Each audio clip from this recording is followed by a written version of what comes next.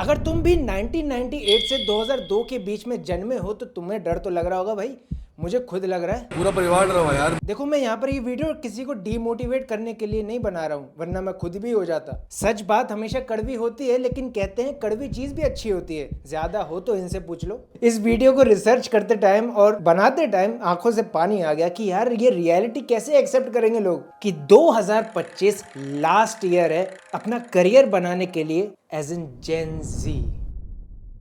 तो अगर तुम 2001 के आसपास कभी जन्मे हो तो तुम्हारी एज होगी कुछ इसके आसपास, लेकिन इससे कोई फर्क नहीं पड़ता क्योंकि कुछ दिनों या महीनों के बाद तुम्हारा जो माइंडसेट है वो टाइम स्कार्सिटी फेज में चला जाएगा, जब तुम्हें लगेगा क्या होगा मेरे करियर का। सब आगे जा रहे हैं, फाइनेंशियल इंस्टेबिलिटी के बारे में सोचते सोचते एक जॉब पकड़ोगे। जॉब तुम्हें थोड़े टाइम के लिए पैसा तो दे देगी, पर उसके साथ एक ऑफर भी लाएगी। एक जॉब के साथ 1 डजन रिस्पॉन्सिबिलिटी फ्री। फिर तुम्हारे दिमाग में 4 शब्द आएंगे, अब आगे क्या करूं। शादी, बच्चे, उनकी फीस SIP से काटोगे, 9 to 9 में घिसवा कर इंश्योरेंस लोगे और कहोगे क्या लाइफ है बाबा।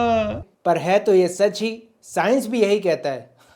न्यूरोसाइकोलॉजी की रिसर्च में बताया गया था कि हमारा जो कॉग्निटिव और डिसीजन मेकिंग पीक होती है एज, वो 24 से 26 के बीच में होती है, जब हमारा ब्रेन फुल्ली मैच्योर हो चुका होता है और रिस्क और रिवॉर्ड के बीच में एक अच्छा अंतर उसे पता चल जाता है। और अगर तुम इस टाइम पीरियड के बीच में जन्मे हो तो ये जो पीक होगी वो 2025 के आसपास ही होगी। तो आपकी प्लानिंग और एग्जीक्यूशन की ये स्टेज जो होती है वो बहुत क्रूशियल बन जाती है, क्योंकि इसके बाद आपकी जो डिसीजन मेकिंग होगी वो ऑन द बेसिस ऑफ आपकी रिस्पॉन्सिबिलिटीज भी होगी। तो ये फाउंडेशन ईयर भी आप मान सकते हो। हाँ, ऐसा जरूरी नहीं कि 2025 ही तुम्हारा आखिरी साल हो करियर बनाने का।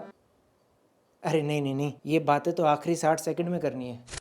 अब तुम्हारी सबसे बड़ी दिक्कत क्या होती है कि मैं किस करियर में जाऊं, क्या ये करियर मेरे लिए बना है, क्या मैं इसके लिए बना हूं, इसका आगे स्कोप कितना है। ये सवाल हमारे दिमाग में आते ही इसलिए हैं क्योंकि किसी ने जनरेशनल पाथ नामक चीज हमें बताई नहीं। जनरेशनल पाथ एक पैटर्न बताता है कि अभी की जनरेशन और पिछली 5 जनरेशंस ने ऐसा क्या किया जिससे वो पैसे कमा सके या करियर ग्रो कर सके, और जिसके बेसिस पे हम फ्यूचर को प्रेडिक्ट करते हैं कि आगे जनरेशन कैसे काम करेगी। और अगर तुम सोच रहे हो कि फ्यूचर प्रेडिक्शन की यहाँ पर बात हो रही है, तो ये एक डेटा साइंस और डेटा एनालिटिक्स के अंदर का पार्ट है, जिसे एशियन पेंट्स जैसी कंपनीज भी इस्तेमाल करती हैं। स्टॉक मार्केट के एक्सपर्ट्स, डेटा कंपनीज, बड़ी टेक कंपनीज प्रीवियस डेटा को करंट डेटा में डाल के ये पता करते हैं कि फ्यूचर आगे कैसे दिखने वाला है। ये सब डेटा का खेल है और इसे सभी इस्तेमाल करते हैं जब तक तुम्हें पता ना हो। तभी तो कहते हैं इंसान अपनी गलतियों से ही सीखता है। अगर इस जनरेशनल पाथ के पैटर्न को हमने समझ लिया तो हमें ये पता चल जाएगा कि इस जनरेशन में क्या चीजें चाहिए हमें और आगे वाली जनरेशन को क्या चीजें मिलेंगी, जिसका इस्तेमाल से यार हो गई लाइफ 50 साल तो ऐसी ही होगा। यहाँ पर मैं पहले ही डिस्क्लेमर दे दूं, आज हम स्किल्स की बात नहीं करेंगे, आज हम फाउंडेशन पे बात करेंगे। पिच हरी हो या ड्राई, अगर बारिश ही पड़ेगी तो क्या ही खेलोगे तुम। जब भी जनरेशन चेंज होती है तो उसके साथ डिमांड भी चेंज होती है इन 7 पैरामीटर्स के ऊपर। यानी हर जनरेशन का जो गैप आता है वो इन 7 चीजों पे फोकस करता है, जिससे आगे जाके वो अपना करियर बिल्ड करते हैं उसी के ऊपर। उसमें आते हैं economic crisis adaptation, tech revolution, job security, work life balance, entrepreneurship या इसे हम रिस्क टेकिंग भी कह सकते हैं, फाइनेंशियल प्लानिंग इंडिविजुअल और फैमिली के लिए, और सोशल वैल्यूज। अब जरा इस चार्ट को समझो। अब मैं इसको पढ़ के तुम्हें बोर तो नहीं करने वाला, इसका लिंक मैंने वैसे ही डिस्क्रिप्शन पे दे दिया है, पर इसे एक कहानी के माध्यम से समझते हैं। आयुष जो हमारी तरह इसी एज ब्रैकेट में आता है, वो भी एक जेनजी है, जहाँ पर उसके जो दादा थे वो एक स्टेबल गवर्नमेंट जॉब के पीछे भागे पूरी जिंदगी। और ऐसा क्यों था? This country is at war.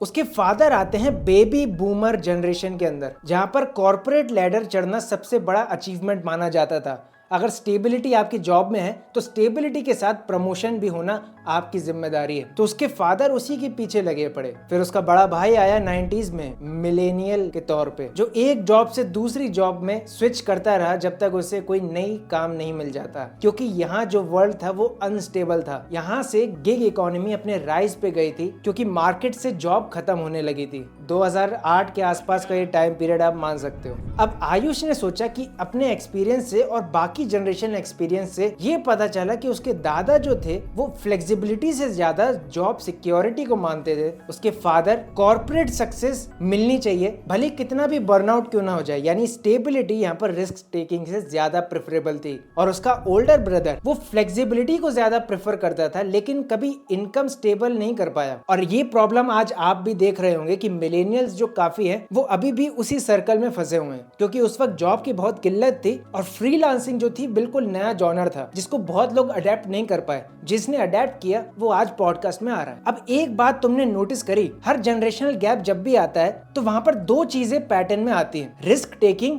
और टेक्नोलॉजी एडवांसमेंट आपने कितने अच्छे से अडेप्ट किया। हर जनरेशनल गैप में बहुत कॉमन देखने को मिली है। मतलब हर जनरेशन दूसरी जनरेशन की गलती को बदलना चाहती है या उस गलती को सही करके कोई चीज नई ऐड करना चाहती है। जैसे हमारे दादाजी स्टेबिलिटी पे फोकस करते थे, वहीं पापा स्टेबिलिटी के साथ एक्सपेंशन भी चाहते थे, यानी रिस्क फैक्टर हर जनरेशन के साथ बढ़ता गया। अब हम हमेशा यही गलती करते हैं कि हम पिछली जनरेशन को सही करने में लग जाते हैं और उस जनरेशन के कांड होने चालू हो जाते हैं। लेकिन असली फॉर्मूला तो यही है कि आपको पिछली 3 जनरेशंस की प्रॉब्लम को सॉल्व करना है ताकि इस जनरेशन को आप आसानी से कवर कर सको। वो आगे मैं इस वीडियो में बताऊंगा कि इसके फायदे क्या क्या होते हैं। अब मिलेनियल्स का ये दिक्कत थी कि वो ट्रेडिशनल जॉब से हटके काम तो कर रहे थे लेकिन इनकम स्टेबल नहीं थी उनकी। अब जेनजी ने इसी का फायदा उठाया। उनको ये पता चला कि नहीं, मल्टीपल इनकम्स होना जरूरी तो है लेकिन उसके साथ साथ एफर्ट कम लगाना और जरूरी है, और एफर्ट कम तभी लगेगा जब वो डिजिटल प्रेजेंस में आएंगे। और जेनजी साइड हसल करने के बावजूद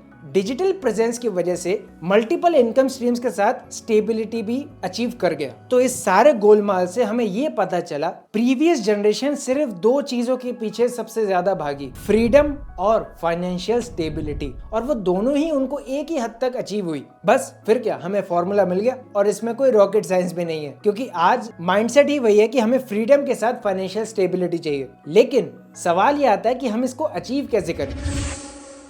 हमें इस टर्म पे फोकस करना ही पड़ेगा। तो ये डिजिटल एंटरप्रेन्योरशिप का मतलब क्या होता है और इससे हम अपना करियर कैसे चूज करेंगे। एक ही गाय इस बुक का एक बहुत बढ़िया कॉन्सेप्ट है अगर तुम्हें राइट करियर चूज करना है तो, और इसको हम इस टर्म के साथ मिलाएंगे ताकि हमें एक करियर पाथ मिल सके। इन 4 सवालों के अगर तुम्हें जवाब मिल गए तो तुम्हें अपना करियर मिल गया। इसको हम वेरीफाई भी करेंगे कैसे मिला। इकिगाई का पहला सर्कल आता है किसमें तुम सबसे अच्छे हो, और वो आपके लिए पैशन तब बनता है जब वो आपके पसंद की चीज हो। अब एग्जाम्पल के लिए मान लो मैं कम्युनिकेशन या क्रिटिकल थिंकिंग या एक्टिंग में अच्छा हूँ, मान लो, लेकिन मुझे कंटेंट बनाना पसंद है, जिससे ये दोनों सर्कल कनेक्ट हो गए आपस में, तो मेरे लिए ये पैशन है। अब भले ही मैं वो कंटेंट बना रहा हूँ लेकिन लोगों को क्या चाहिए उस कंटेंट से, एजुकेशन, नॉलेज, अश्योरेंस, वो मेरा बनेगा मिशन। अब ऐसा क्या करें कि लोग हमें पैसा दें उस चीज के लिए, तो जिसमें हम अच्छे हैं, जो हम कर रहे हैं और जिसको वर्ल्ड की जरूरत है, वो हमारे लिए बन जाता है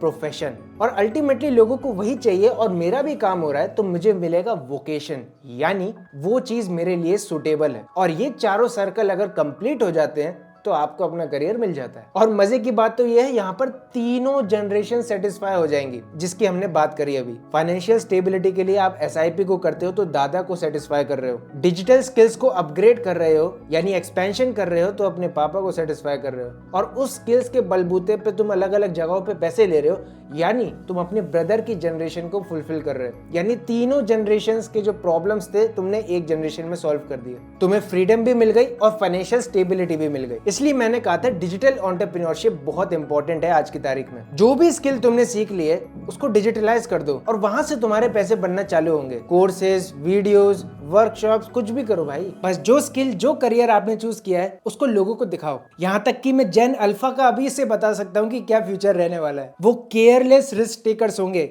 हर जनरेशन अपने जो प्रीवियस जनरेशन है उसको अपग्रेड करती है। हमने मिलेनियल्स के काम को थोड़ा अपग्रेड किया कि वो गिग इकोनॉमी की तरफ जा तो रहे थे लेकिन उनको कोई स्टेबिलिटी नहीं मिल पा रही थी। हमने उसका इलाज निकाला पर्सनल ब्रांडिंग से। जेन अल्फा क्या करेगा, वो केयरलेस रिस्क टेकर्स होंगे। जो भी हमने बनाया है वो उसको ऑटोमेट करना चाहेगा और जल्दी, यानी स्विच बोर्ड वाला आप कॉन्सेप्ट समझ सकते हो। आंखें बंद करके एक एक पे क्लिक करो, एक ना एक तो जल ही जाएगा। ये पक्का होने वाला है, पक्का होगा। देखो मैं जानता हूँ ये वीडियो बहुत ज्यादा कॉम्प्लेक्स हो गया होगा तुम्हारे लिए, क्योंकि इससे आसान भाषा में इस कॉन्सेप्ट को मैं शायद नहीं बता पा रहा था। लेकिन अगर फिर भी अगर ना समझ में आया हो तो मैंने लिंक डिस्क्रिप्शन पे दे दिया मैंने अपने पूरे ब्लॉग का एक्सेल शीट भी दे दिया आपको, कि जिसके इस्तेमाल से आप चूज कर सकते हो और किस साइंटिफिक फॉर्मूला के इस्तेमाल से और ज्यादा साफ हम क्लियर कर सकते हैं इस पिक्चर को। तो वो सारी बातें आपको डिस्क्रिप्शन पे मिल जाएंगी। लेकिन मैंने अभी तक इसमें स्किल्स की बात नहीं करी, लेकिन स्किल्स भी इंपॉर्टेंट है। अगर स्किल ही नहीं पता होगी तो हम किस पे करियर बनाएंगे। तो मैंने स्किल्स के लिए ऑलरेडी एक वीडियो बना दिया है, लेफ्ट वाली वीडियो, और आज की जनरेशन कैसे पैसे कमाती है उसके ऊपर राइट वाली वीडियो। मैं मिलता हूँ आपको अगली वीडियो में, तब तक के लिए बी बिजी।